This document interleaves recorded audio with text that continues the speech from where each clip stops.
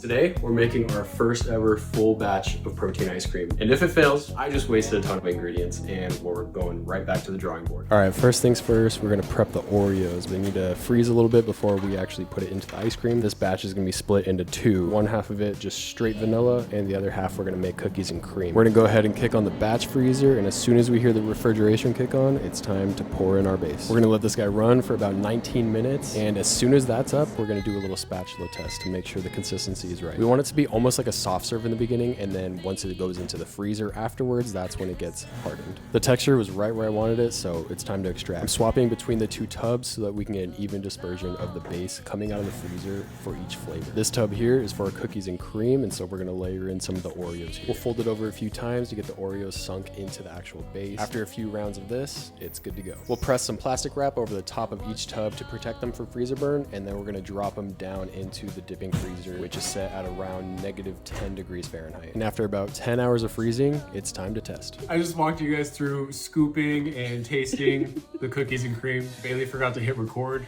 She's 90 years old apparently. What we learned from this batch, the Oreos are fire, but as you can see when I go to scoop, see it's a little bit crumbly. Instead of having that like nice creamy curl that ice cream should have, this one's pretty crumbly. So it still looks good, like the scoop still looks fire. When I go to actually take a scoop out of it, yeah, it just kind of falls apart. So we're gonna have to go back to the drawing board. Kind of sucked because we just made a huge batch. Maybe the vanilla's better. Other than that though, it tastes really good. It's just not as creamy as I would like it to be. We're taking notes here in the notebook.